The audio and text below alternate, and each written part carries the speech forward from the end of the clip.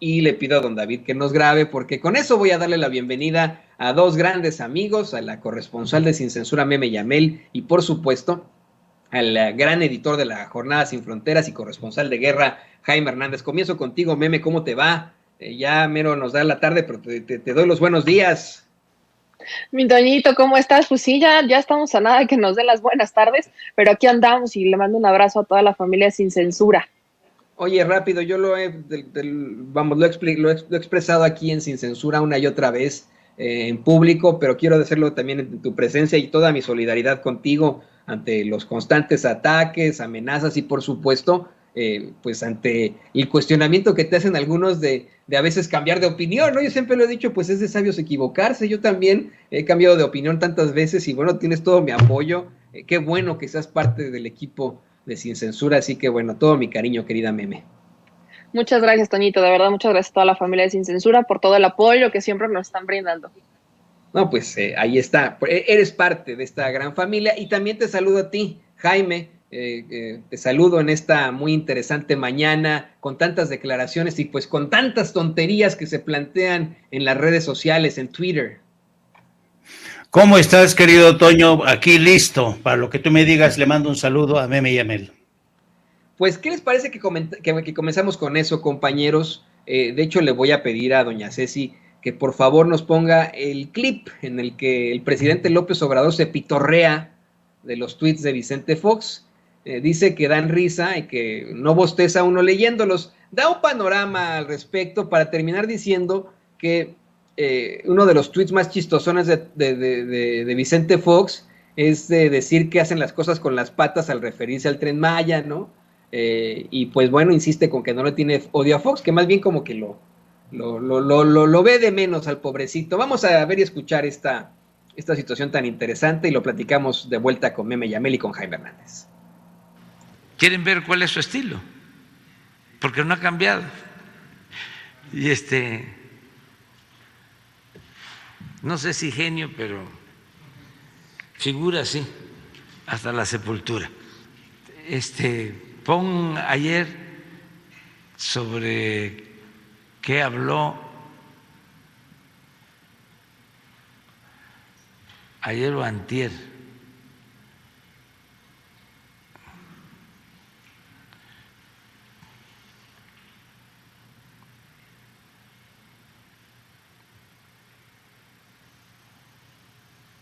Que es lo mismo de Denise Dresser y de Carmen Aristegui, de Lore de Mola, pero hay algo en especial que me da risa, porque hasta eso no es tan aburrido.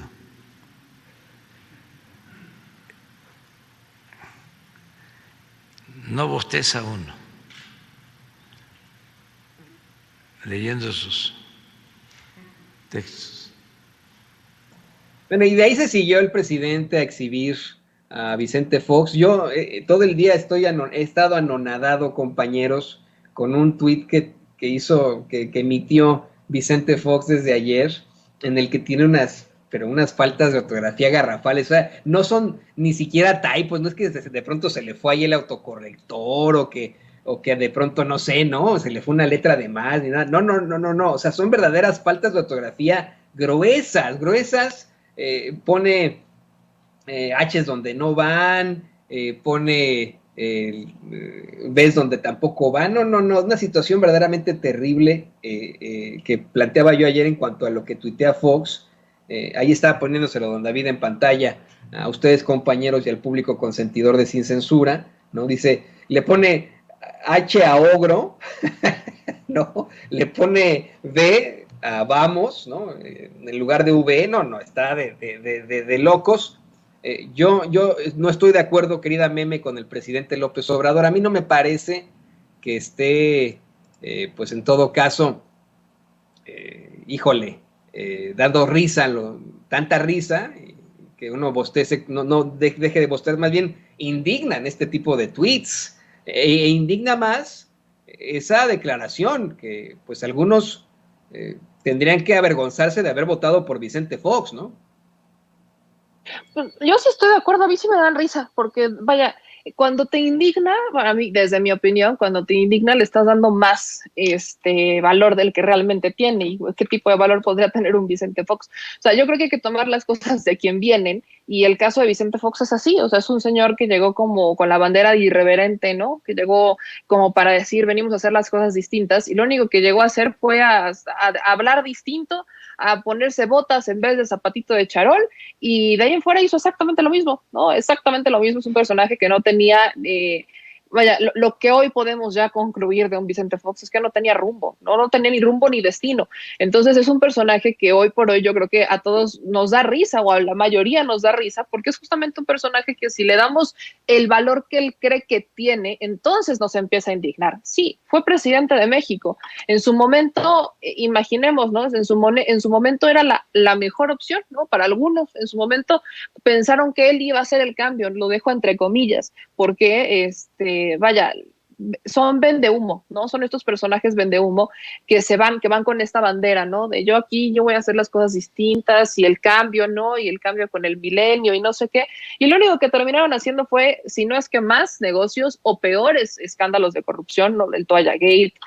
Vaya, con Vicente Fox, ya creo que a estas alturas a los mexicanos nos quedó una lección importante, de que no porque llegue con la bandera de irreverente quiere decir que necesariamente sea bueno o que sea diferente. Entonces, a mí sí me dan risa las publicaciones de Vicente Fox, porque yo no le doy más importancia de la que tiene, que es algo que él quisiera, ¿no? Como que lo ha buscado, sigue navegando con la bandera de yo fui presidente de México, y la neta es que sí, o sea, eso sí coincido, sí da pena, ¿no? Sí da pena que haya sido presidente de México, que una persona que se expresa así haya sido presidente de este país. Es algo en lo que sí uno dice, caray, como que sí estábamos muy mal, ¿no? Cuando estábamos en el 2000, como que las cosas no estaban muy bien para que se terminara votando por este señor, pero al final de todo se aprende, ¿no? De todo se aprende, y si algo nos dejó justamente una lección Vicente Fox fue en no creer en él, ¿no?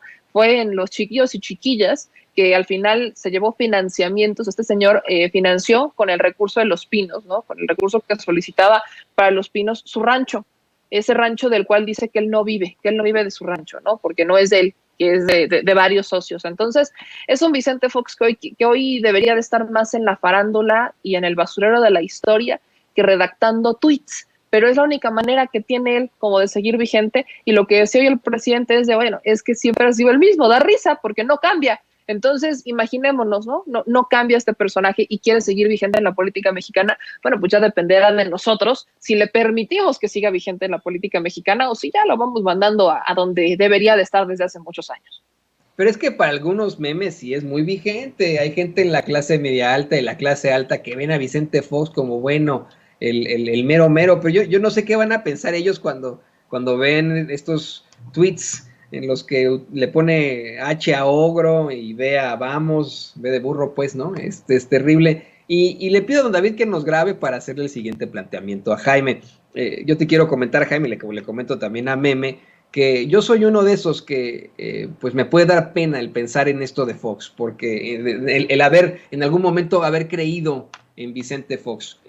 Antes no existía en México, no existía en nuestras elecciones que los jóvenes de 17 años que ya mero cumplían 18 podían votar, ¿no? A mí me tocó justamente las elecciones del 2000 cuando yo tenía 17 años y no pude votar, pero si les soy perfectamente honestos, yo le compré la idea a Vicente Fox. Me acuerdo haber ido a un meeting del ingeniero Cuauhtémoc Cárdenas en aquel entonces, y imagínense, yo un chavillo de 17 años, y haber platicado con varios compañeros que habían ido a ese meeting, en decir, bueno, pues nos gusta más en todo caso este candidato, el ingeniero Cuauhtémoc Cárdenas, pero el único que va a poder sacar al PRI de Los Pinos es Vicente Fox, es el que está siendo apoyado por todos. Pues yo creo que habría que votar por él. Yo no voté por Fox porque no me dieron todavía la credencial de elector en ese entonces, pero lo hubiera hecho, y hoy me hubiera arrepentido muchísimo de eso. Hoy me sentiría avergonzado,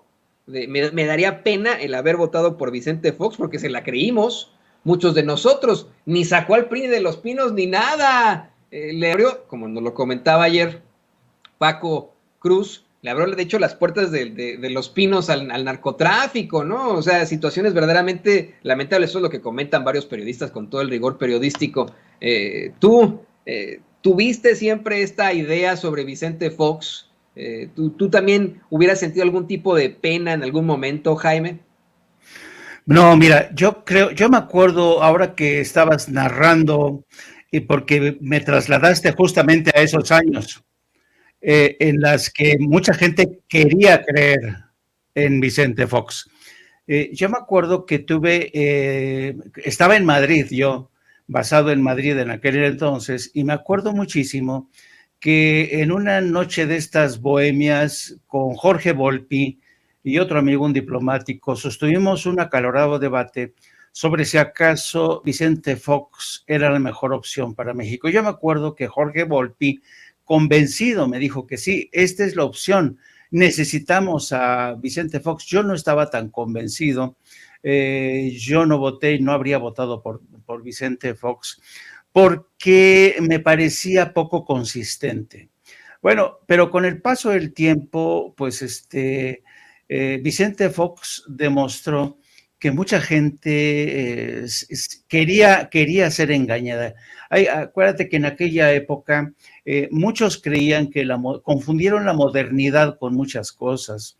Y Vicente Fox, que había sido presidente o gerente de la Coca-Cola en México, lo veían como una especie de un personaje que a lo mejor resultaba eficaz a la hora de gestionar la política, que fue un poco lo que pasó con Donald Trump.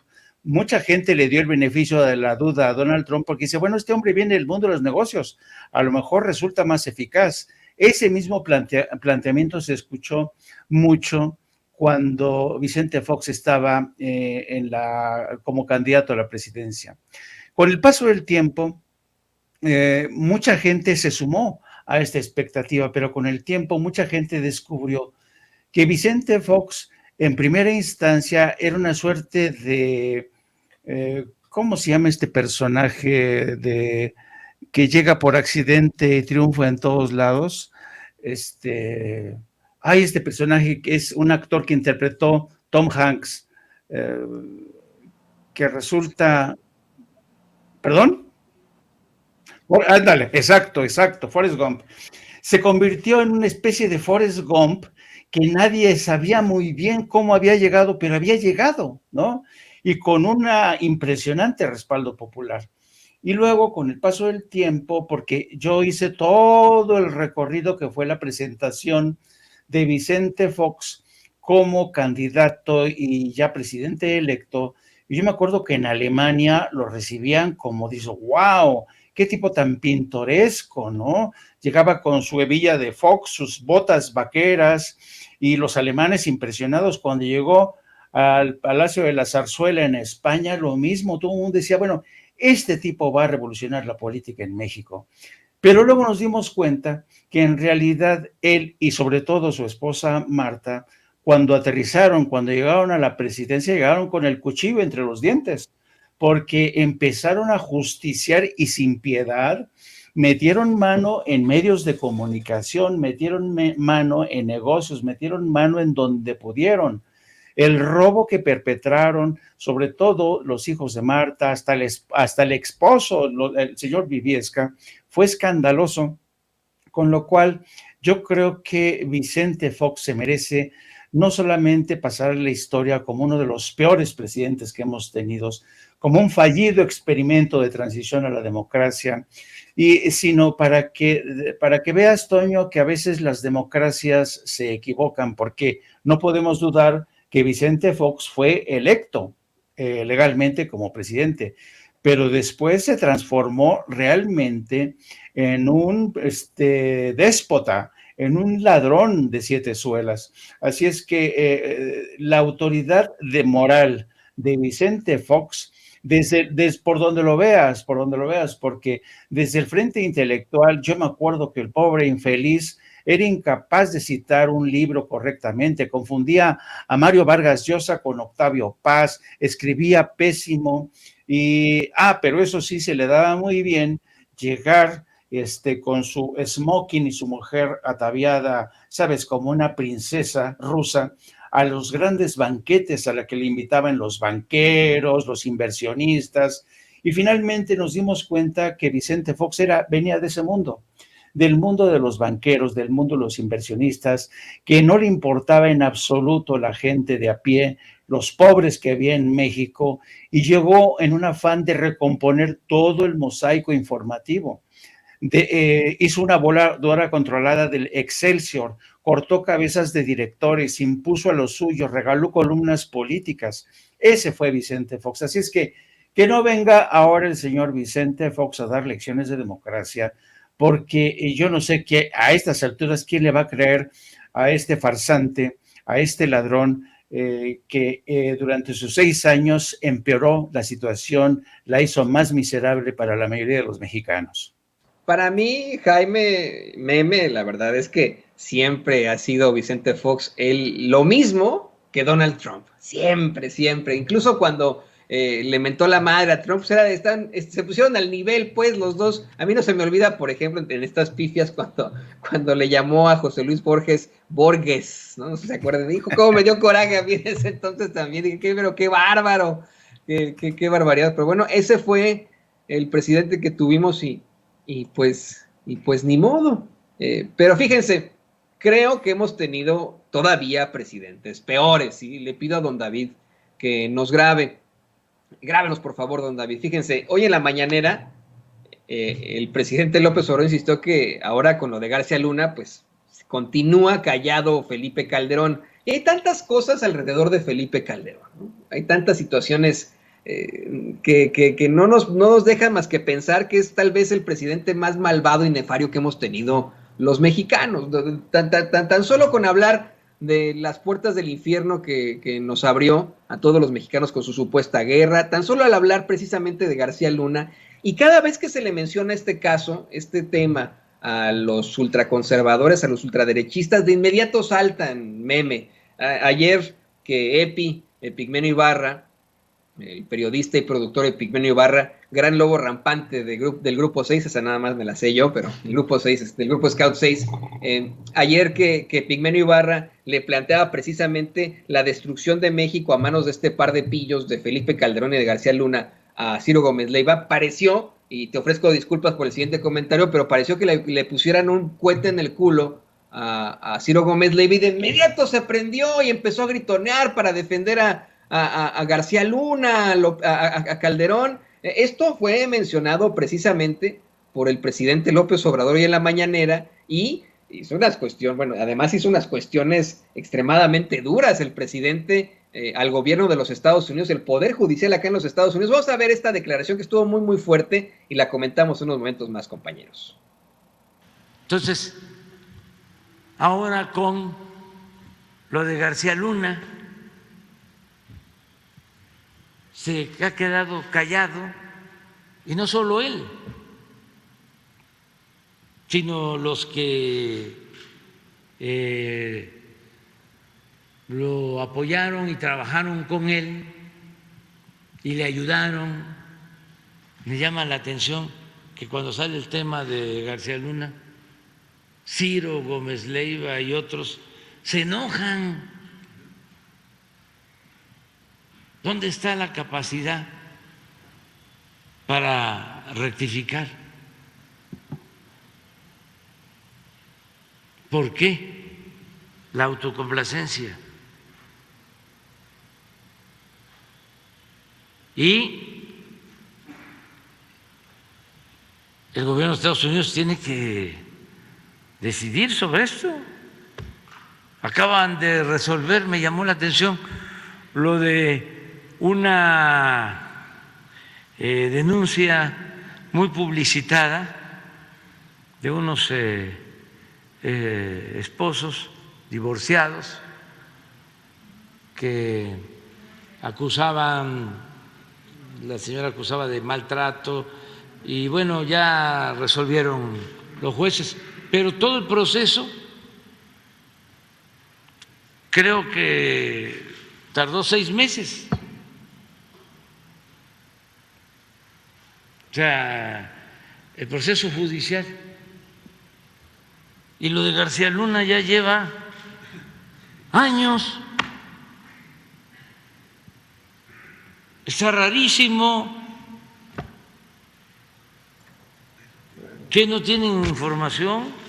Va a decir Johnny Depp, querida Meme, este será el día en el que recordarás que el capitán Jack Sparrow fue mencionado en la conferencia de prensa mañanera. No, bueno, se refiere obviamente es una referencia muy de la cultura pop, en efecto, muy chistosón, pero el presidente López Obrador cuestiona que en cuestión de 6 meses, vale la redundancia, se resuelve acá en Estados Unidos el caso de Amber Heard y su ex esposo Johnny Depp, y lo de García Luna ya lleva años. Dijo que está rarísimo y preguntó si no tienen información o por qué tanto tiempo. Esto precisamente a la verdad de lo que te planteaba Meme, lo que te planteaba también Jaime, sobre pues cómo es que el tema está como escondido, ¿no? No lo mencionan, pero para nada en los medios de comunicación tradicionales. Y cuando se menciona, bueno, como si les prendieran un cohete en el culo, así como ocurrió con Ciro Gómez Leiva ayer en esta conversación que tuvo con Epigmenio Ibarra, ¿no? Pues es que hay que partir por, bueno, no es lo mismo, ¿no? Este caso de Johnny Depp y Amber Heard fue de 6 semanas, es más, no fue en 6 meses, fueron 6 semanas que duró el juicio. Y estamos hablando de un caso de difamación, ¿no? Que no es lo mismo a un caso de vínculos con el narcotráfico. Entonces, no es exactamente lo mismo. Yo no los valoraría igual. Pero también hay que recordarle a la audiencia el por qué se ha atrasado tanto el caso de Genaro García Luna. Porque es un hecho. O sea, el presidente tiene razón cuando dice que se ha atrasado mucho. O sea, que pasan años y siguen pasando los años y no hay mayor avance. Y es porque este es un caso muy complicado, es un caso que tiene más de 1 millón de pruebas, 1 millón de evidencia que debe de leer la defensa, ¿no? Y ahí ha habido muchos problemas porque Genaro García Luna no habla inglés y la pandemia le cayó como anillo al dedo. Entonces han estado aplazando el juicio, tanto la fiscalía como la defensa, por asuntos relacionados con las pruebas, ¿no? Que si no les han llegado, que si no las han terminado de leer, que si no tenían las herramientas en la prisión para que Genaro se pudiera comunicar con la defensa. Vaya, han sido varios, ¿no? Elementos ahí, ingredientes que han derivado en el aplazamiento de este juicio, ¿no? Porque ya se han dado varias audiencias preliminares en donde, pues, la defensa, ¿no? Ha buscado incluso hasta conocer la identidad de quiénes van a ser los testigos y el jurado. La fiscalía ha buscado, ¿no? Que el juez bloquee esto, ¿no? Que sea una identidad restringida, que no se conozca la identidad de los testigos de la fiscalía hasta que se presenten y que no se conozca la identidad de los juzgados, más bien del jurado, porque vaya, estamos hablando de un personaje que tiene los recursos económicos, políticos y materiales para desaparecer a los testigos y desaparecer al jurado si es que no le conviene. Entonces, es un asunto complicado, pero sí se ha tardado mucho. En eso tiene toda la razón el presidente cuando dice se ha tardado mucho. Y es que estamos hablando de un caso que muchas veces no lo toman los medios de comunicación. Bien lo dice. No solamente es el caso de Ciro Gómez Leiva, son todos. Toman el caso de Genaro García Luna por encimita, no profundizan, no lo analizan.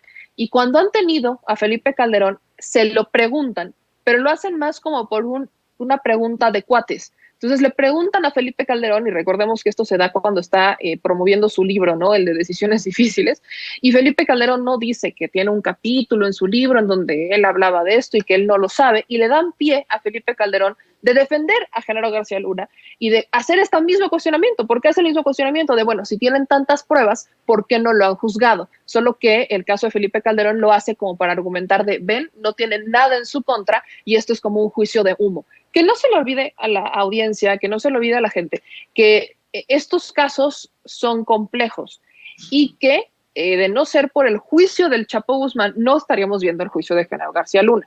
Porque en el juicio del Chapo Guzmán, que sí tuvo varias audiencias previas, pero que el juicio fue rápido, en estas audiencias se hablaba, ¿no? Y en este juicio es cuando empiezan a salir los nombres de los expresidentes en México.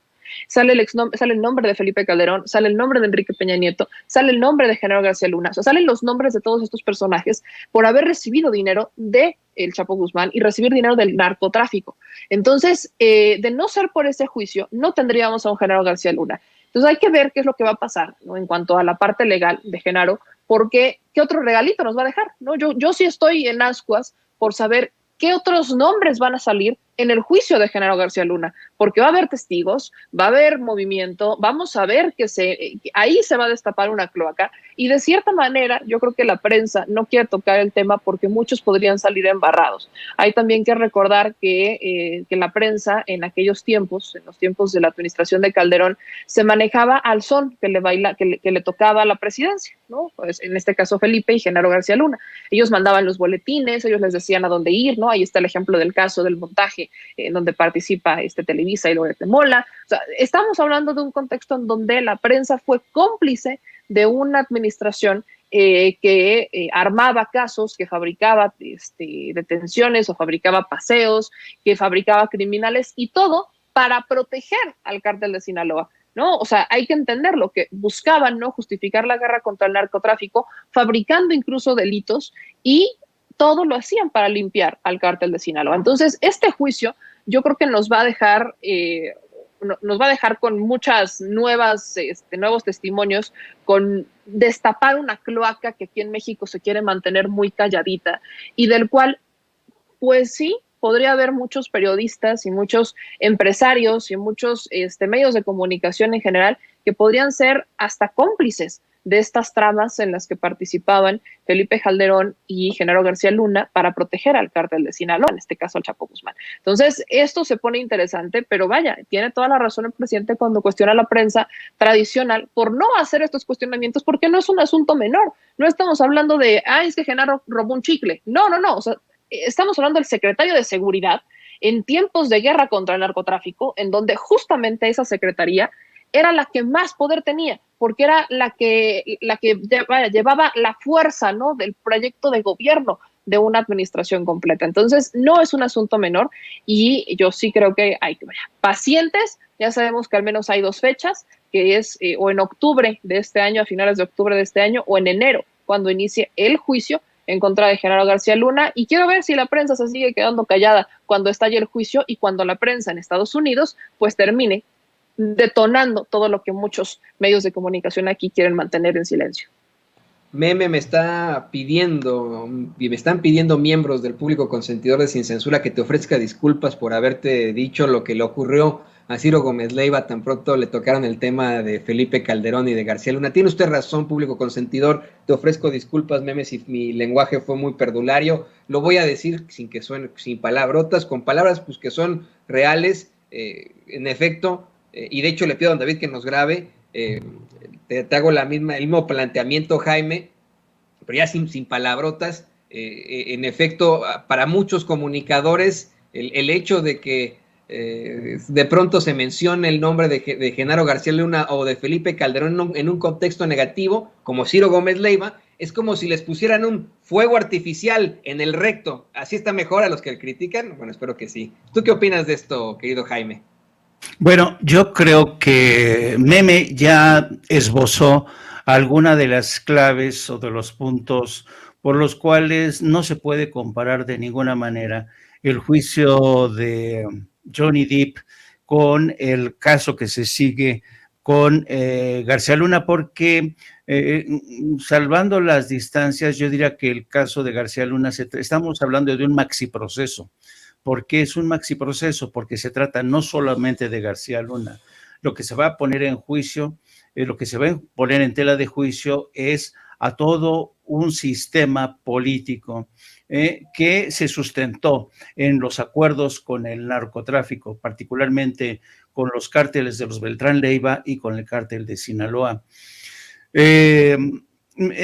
Además, mucha de la información que se va a ventilar a partir del mes de octubre, como bien dice Meme Yamel, es información que de alguna manera ya se ha ventilado a través de libros, lo que yo llamo la narcoliteratura, en donde salen las declaraciones del Vicentillo narrando cómo había los acuerdos con el gobierno de Calderón a través de García Luna. O sea, vamos a ver. Va a ser una puesta a escena en que vamos a ver a los protagonistas que de alguna manera ya han salido a relucir en estos libros de narcoliteratura y en los testimonios del propio Vicentillo. Tú sabes que los testimonios del Vicentillo nutrieron la causa contra el Chapo Guzmán y por ende también van a nutrir la causa contra García Luna. Ahora, ¿por qué es tan tardado? ¿Por qué es tan tardado? Para la gente que no está familiarizada con el sistema judicial de Estados Unidos, hay que tener en cuenta que los fiscales son muy meticulosos porque al tratarse de un maxiproceso, con muchas aristas de carácter político que tienen que ver con un gobierno como el de México, tienen que ser en extremo meticulosos y además tienen que aportar pruebas, las pruebas que sustentan los elementos a la defensa de García Luna, como bien señalaba Meme Yamel, y esto lo han retrasado el tema de la pandemia, el tema que ha dificultado, por ejemplo, entrevistar a ciertos presos que han decidido cantar en contra de García Luna para sustentar la acusación. Y luego es un trabajo, la verdad, muy engorroso porque son miles de documentos que tienen además que pasar por la traducción y tiene que ser una traducción fiel de estos documentos. Yo no sé si ustedes se acuerdan, querido Toño, del proceso que se siguió contra Shen Li Yegón. Yo seguí en las cortes de Washington y de Virginia el juicio contra Shen Li Yegón, un juicio que, por cierto, levantó muchas cejas en Washington porque no entendían muy bien cuál era el motivo, por qué el gobierno de México estaba tan interesado en enjuiciar a Shen Li Yegón. No entendían muy bien el entramado y tuvo muchos tropiezos ese caso. Bueno, ese juicio duró muchísimo precisamente porque los documentos que mandaba el gobierno de México o el aparato judicial de México tardaban mucho en llegar. Había un proceso de preselección de esos documentos, la traducción de los mismos, y por eso se tardaba tanto. Entonces, el presidente creo que desconoce, y esto lo digo con todo respeto, cómo funciona el aparato judicial de Estados Unidos e insisto, no podemos comparar el enjuiciamiento de Johnny Depp contra su esposa en que le dice, no, es que esta mujer me dejaba hasta caca en la cama. O sea, no puedes comparar eso con un juicio como el de García Luna, donde se detallan los nexos que tenía con el cártel de Sinaloa, cómo Felipe Calderón estaba enterado. En fin, mejor esperémonos, vamos a esperarnos, porque si todo funciona como está previsto, a partir del próximo mes de octubre se va a empezar a ventilar esto y créeme, esto va a ser una continua tormenta de informaciones, de testimonios y nos va a tener bastante entretenidos. Definitivamente, yo también les quiero decir que estoy de acuerdo con ustedes, me han convencido, compañeros, totalmente, ¿no? A mí me parece indignante los tiempos en los que se han desarrollado este megajuicio, este maxi proceso como Jaime le llama, pero tienen toda la razón, hay tanto que aportar y cada vez se habla de más pruebas y más pruebas y más pruebas y tiene que quedar esto completamente resuelto en tiempo y forma, pero hay que tener paciencia, tienen ustedes toda la razón. Ya para cerrar, y le pido a don David que nos grabe, quiero analizar esta declaración con ustedes, compañeros, una declaración que hace Carlos Pozos en la conferencia de prensa mañanera. Carlos Pozos ha sido discriminado por muchos medios de comunicación tradicionales, por sus representantes, pero yo sí lo recuerdo del trabajo periodístico hace tiempo, ¿no? Yo sí recuerdo haberlo visto en varios medios. A mí me tocó, de hecho, hacer un seminario de actualización periodística con muchos otros reporteros hace muchísimos años, al que precisamente asistió también Carlos Pozos, Lord Molécula, y hoy hace una declaración extremadamente fuerte, que pues puede cuestionarse, pero pues él dice que esto fue lo que ocurrió. Dice que le ordenaron a él, le mandaron entregarle a López Dóriga un chayo, imagínense usted, en la cumbre de la PEC, ahí en Chile. Esto fue lo que dijo Lord Molécula en la conferencia de prensa mañanera. Me parece que son palabras muy, muy fuertes.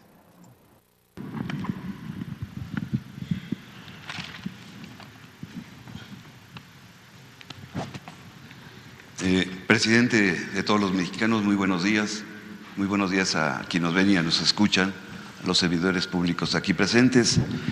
Quiero aportar, si usted me lo permite, cómo se han hecho fortuna esos periodistas que sistemáticamente opinan y no informan, como es Joaquín López Dóriga Velandia, ¿Quién inventó comentarios a la noticia como estrategia de venta, señor presidente?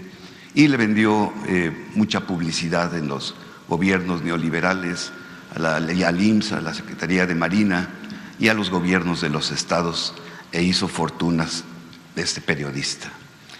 Y quiero comentarle, presidente, que yo en 1999, en la cumbre de la PEC en Santiago de Chile, en el Hotel Asturias, en la habitación 319, me encargaron llevarle su chayo en dólares a este periodista que se dice tan pulcro y tan limpio.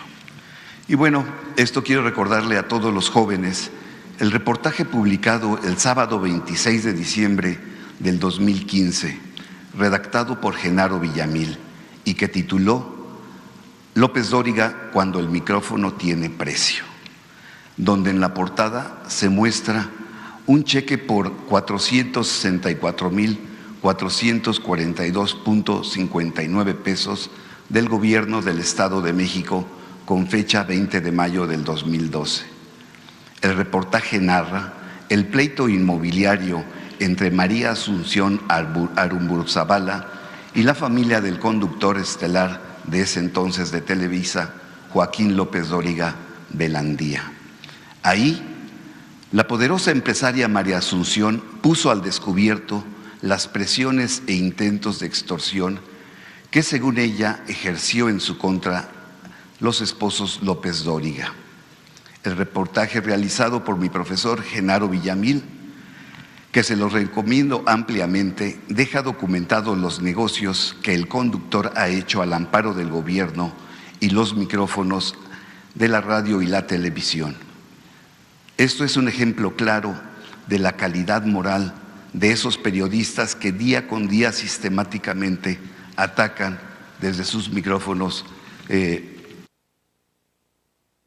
Bueno, pues ahí lo tiene usted. Qué interesante. Y de hecho, miren, les quiero comentar, compañeros Meme y Jaime, ya el reportero, el periodista Carlos Pozos lo había planteado aquí en Sin Censura con antelación, pero hoy lo dice en la conferencia de prensa mañanera.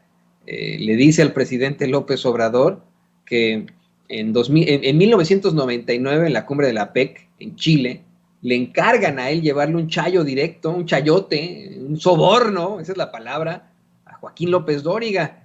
¿Qué nos puedes decir sobre esto, querida Meme?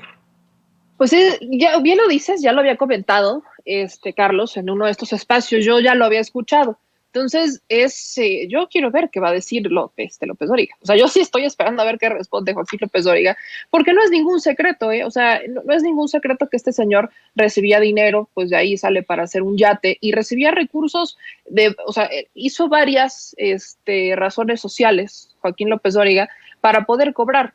O sea, tenía la de Joaquín López Dóriga digital, luego tenía otra de López Dóriga, luego tenía una de una oficina, luego tenía otra, o sea, tenía varias razones sociales Joaquín López Dóriga desde las cuales cobraba recursos para del gobierno, ¿no? De distintas dependencias gubernamentales, y evidentemente como fue un comunicador, porque yo no lo llamaría periodista, un comunicador que se hizo, ¿no? De un renombre gracias a Televisa y demás, pues era como todos llegaban, ¿no? Y le pagaban a Joaquín López Dóriga para poder tener su espacio, y entonces Joaquín López Dóriga, lejos de informar, lejos de investigar, simplemente daba opiniones. Recordemos incluso que le pagaban a Joaquín López Dóriga para que emitiera o para que publicara opiniones de Ciro Gómez Leiva, ¿no? Recordemos ese escenario en donde les pagaban a unos y otros, o sea, el negocio redondo, en donde le pagaban a uno para que publicara las opiniones de otro. Entonces, así está el clásico círculo vicioso del dinero.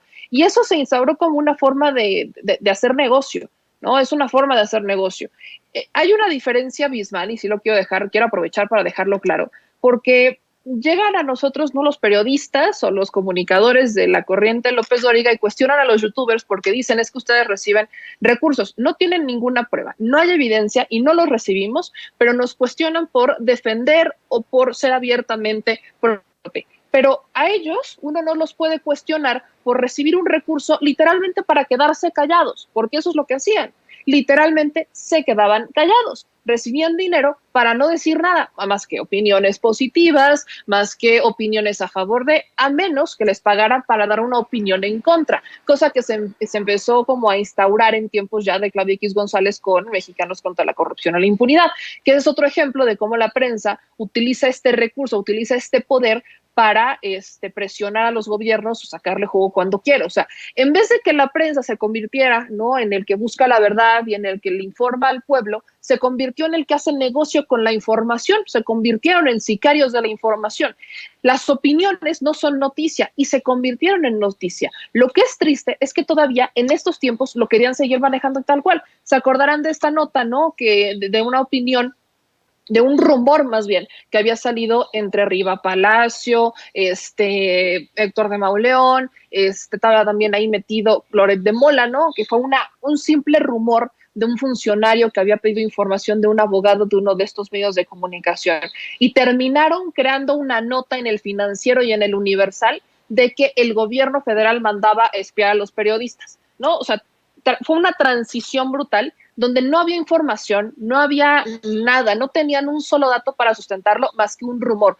Así de mal acostumbrados estaba la prensa en este país a que sus opiniones se convirtieran en noticia, en titular de la prensa, cuando no es así. Las opiniones no tienen por qué ser noticia, ¿no? Las opiniones es para que las pongamos sobre la mesa, nos generemos un criterio, para que las analicemos, nada más, pero no se tiene por qué convertir en una noticia a menos que seas el presidente de la República. Entonces, es un cuestionamiento constante que se le hace a la prensa, y yo celebro que mi querido Lord Molécula lo haya puesto, que si a bien yo he dicho a veces no estoy de acuerdo con la forma en que hace posicionamientos Carlos Pozos, es un personaje que sabe, y también por eso le resulta incómodo a estos personajes, porque lo conocen, porque saben quién es, porque saben que sabe, ¿no?, de dónde vienen estos recursos y cómo es que la prensa en México ha construido un imperio a punta de mentiras y a punta de boletines. Y eso es algo que tiene que cambiar. Por eso viene esta transición, por eso incomodan las comunicaciones digitales, por eso incomodan las nuevas voces, por eso incomodan los nuevos espacios, porque están dándole la batalla a estos personajes que antes, ¿no?, tenían y hacían negocio con los medios de comunicación y hacían negocio con el gobierno porque recibían recursos, y muchos hoy siguen recibiendo recursos, y hoy ya no tienen esa oportunidad, ¿no? A menos que te vayas a algún estado en donde todavía pasa esto. Pero vaya, yo me iría todavía a un punto más arriba. Hay una forma de regularlo. Yo, perdón que siga insistiendo con eso, ya tengo cansada a la gente, yo creo, con el tema, pero es la regulación de la Ley General de Comunicación Social. No, recordemos que la Suprema Corte el año pasado obliga o mandata que la Cámara de Diputados regule la Ley General de Comunicación Social, que en tiempos de Enrique Peña Nieto legalizó este tipo de, vaya, si de por sí se hacía, lo legaliza a tal modo en que los recursos se pueden entregar de forma discrecional a todo tipo de comunicadores, a la prensa, más bien, o sea, el gobierno en turno decide cómo, cuánto y a quién le entrega recursos sin que existan reglas y procedimientos a cumplirse. Lo que dice la actual Ley General de Comunicación Social es que debe de cumplirse con efectividad y eficiencia a la hora de entregarle el recurso a un medio de comunicación. Eso no nos dice absolutamente nada, porque queda sujeto a la interpretación, ¿no? Quedará sujeto a la interpretación del gobierno en turno, que es efectivo y que es eficiente, mientras que no hay reglas claras. El único que llegó a poner sus propias reglas fue el propio Andrés Manuel López Obrador, cuando llega al gobierno y cambia la forma en la que se le iba a entregar los recursos a los medios de comunicación,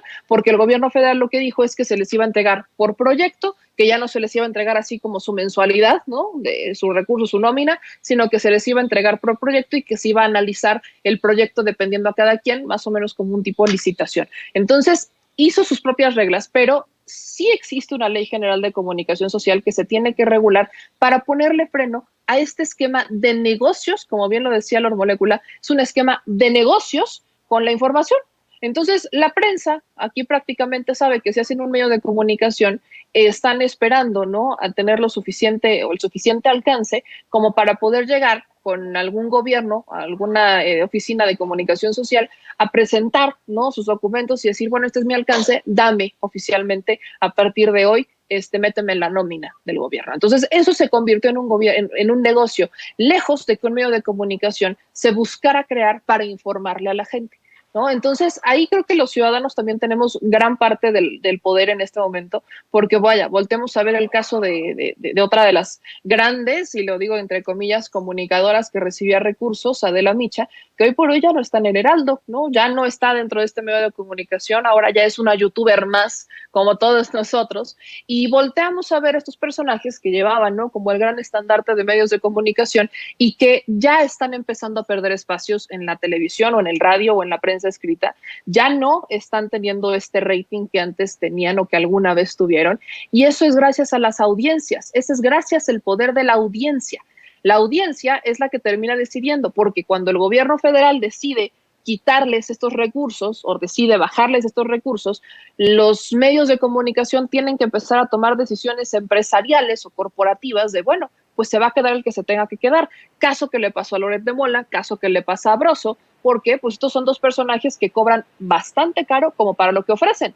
Entonces, no les quedó más que a Loret de Mola y a Broso que convertirse en sicarios de políticos que crearon un medio de comunicación para golpear al gobierno en turno, porque ya no les iban a pagar lo que ellos estaban acostumbrados a que les pagaran dentro de esta prensa, porque ese recurso ya no fluye. Entonces, yo simplemente exhortaría, ¿no?, a los diputados a terminar de ponerle la cereza al pastel en esta Ley General de Comunicación Social, porque así se puede presionar a los congresos locales para que busquen una homologación y que en los gobiernos estatales donde todavía no llega esta transformación, ¿no?, en los medios donde todavía vemos que los gobiernos, ¿no?, siguen dando mucho recurso a la prensa local y que por eso la prensa local no los cuestiona, pues yo creo que solamente así es como vamos a lograr empujar un ajuste, un cambio, y que ya no sea ese chayote el que maneje la información en este país.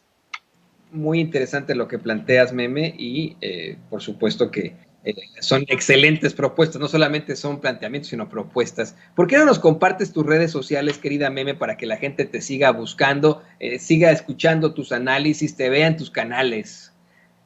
Muchas gracias, le mando un abrazo, mi querido Jaime, que como siempre es un gusto poder compartir con él mesa y contigo, mi querido Toñito. Y bueno, ya saben que ahí me encuentran en todas las redes sociales como @memeyamelca. Ahí estamos en el Detrás de la Mañanera y despuesito de la Mañanera. Ahí estamos como que tú vas cerrando y yo voy entrando, Toñito. Y después nos vemos en Al Chile a las 9 de la noche, también en YouTube, en Facebook, en Twitter, en Twitch, en todos lados. Entonces, les mando un beso y gracias, como siempre, a toda la bonita audiencia de Sin Censura por seguir al pie del cañón y por apoyarnos siempre. Gracias a ti, Meme, y en efecto nos pasamos ahí la estafeta con mucho gusto. Y le pido a don David que nos grabe también para pedirle su conclusión al queridísimo Jaime Hernández, precisamente sobre estas declaraciones de Carlos Pozos, que yo, mire, quiero insistirle a usted que nos ve y que nos escucha, ya ni siquiera fueron sobre publicidad oficial. Habla de un chayote per se, de que él le encomendaron a él darle un chayote a López Dóriga en 1999 en Chile, imagínese usted, durante la cumbre de la PEC. Eso es lo que dice Carlos Pozos. ¿Tú qué nos puedes decir sobre esto, Jaime?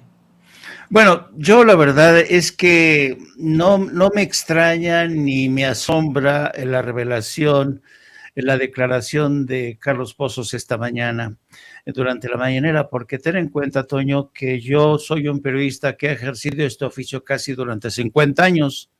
Así es que, digamos que he pasado tantas épocas, he desfilado durante tantas décadas durante el ejercicio de este periodismo, así es que no me gusta. Y además otra cosa, que yo trabajé con Joaquín cuando Joaquín era el conductor del famoso noticiero 13 del canal 13 7 días.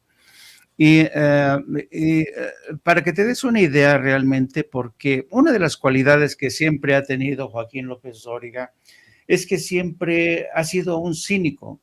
Joaquín es un cínico total, y él lo reconoce. Acuérdate que para entender a Joaquín hay que ver de dónde viene Joaquín. Me refiero a su cultura como periodista. Él fue el niño consentido de José López Portillo, un presidente que le llamaba el güero de cariño, un presidente que elevó los niveles de corrupción a niveles nunca antes visto. Y en aquel entonces Joaquín López Dóriga era el consentido, era el niño consentido de Joaquín López Dóriga, y por eso le dieron el noticiario en el Canal 13. Acuérdate que en aquella época, cuando López Dóriga era el conductor de 7 días, la responsable de radio, televisión y cinematografía era Margarita López Portillo, la hermana del presidente. Bueno, por un pispás, porque también Margarita López Portillo era una cosa seria. Se peleó con Joaquín y salió volando por los aires, Joaquín, muchos salimos volando por los aires, y ahí se terminó, digamos, todavía yo después le llevé, poco después de la salida del 13, yo le estuve haciendo un noticiero de radio a Joaquín López Dóriga, y luego ya cortamos, cada quien tomó su camino, yo me fui como corresponsal a Europa, y no volvimos a coincidir sino hasta en un vuelo papal en el año de 1990. ¿Por qué traigo a colación este pasaje de mi historia y la historia de Joaquín? Porque ahí nos reencontramos Joaquín López Dóriga en un vuelo de papal del año 1990, cuando el Papa Juan Pablo II, Carlos Wojtyła, vino a México a invitación de Carlos Salinas de Gortari. Y me acuerdo que partimos de Roma a México y Joaquín, pues, íbamos platicando en el camino, y cuando ya nos tocaba, anduvimos acompañando al Papa por varios estados, porque estuvo por Durango, y luego cuando nos regresamos, a mí me regaló un amigo mío un libro de Vicente Leñero que se llama Los Periodistas. Y en ese libro, Vicente Leñero hace una relación de la corrupción que se había enquistado en el periodismo mexicano, y por supuesto no podía fallar en ese libro Joaquín López Dóriga. Entonces, cuando yo me subo al avión de regreso a Roma, me encuentro que también viaja conmigo nuevamente Joaquín, y yo venía leyendo el libro, y me lo topo, y me dice, ¿qué pasó? Digo, nada. Le digo, oye, ya ni chingas, Joaquín. Dice, ¿qué? Oye, pues que te robabas tanto dinero. ¿Quién dice eso? No, pues está en este libro. Dice, a ver, préstamelo. Lo comienza a leer. Dice, no, hombre, están pendejos, me llevo esto y mucho más. De ese cinismo era Joaquín López Dóriga, y recuerdo que precisamente en una de las escalas de esa visita papal, Joaquín se nos perdió en Durango, y cuando pues, andábamos, porque era una visita a una cárcel del Papa, y cuando regresa Joaquín de quién sabe dónde, regresa con un sobresote así amarillo, ¿no? Y había ido a recolectar su chayo al gobierno de Durango. Ese era Joaquín. Entonces, Joaquín se enriqueció desde la época imagínate, de José López Portillo, y luego se convirtió en una especie de factotum a lo largo de todas las presidencias. Durante la época, por ejemplo, yo ya estaba como corresponsal en Washington, cuando le tocaba viajar a algún funcionario del gobierno de Enrique Peña Nieto, estaba yo entrevistando a un secretario de Estado, y me interrumpían la entrevista a mí para darle entrada a don Joaquín López Dóriga y su programa de radio o de televisión. Era un factotum, tenía un poder impresionante, y imagínate si López Dóriga comenzó a recoger chayotes desde la época de que ya era Joaquín. Yo cuando me acuerdo, Joaquín tenía una residencia impresionante en aquel entonces. Imagínate ahora la cantidad de dinero que ha avanzado Joaquín López Dóriga. Y como decía Meme Yamel, ese tipo de periodismo que pervivió durante mucho tiempo, solamente hay que leer el libro de Enrique Serna que se llama El vendedor de los silencios, en referencia al periodista Carlos de Negri. Ese era el tiempo en que el periodismo, querido Toño, era un periodismo comprado, corrupto. En la redacción de Excelsior, por ejemplo, si tú te metías al baño, abrías una de las puertas del baño y tus compañeros se les estaban tronando con la coca, y recibían dinero directo, o los Cantón Cetina mandaban a amenazar a diputados o a senadores de que si no les daban el chayo, les iban a dar un periodicazo. De ahí viene Joaquín López Dóriga, así es que no me extraña en absoluto. Ojalá que ese tipo de prácticas, ese tipo de corruptelas se eliminen para siempre, pero sospecho que todavía falta algo, querido Toño.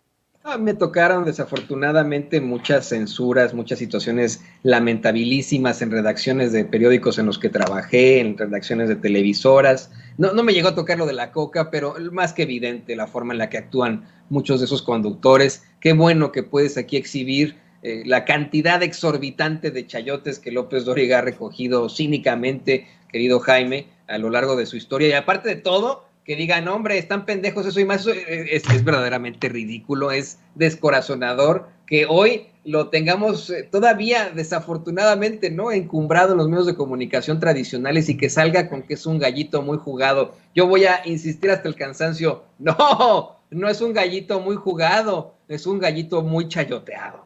Bueno, pues, querido Jaime, ¿por qué no nos compartes tus redes sociales?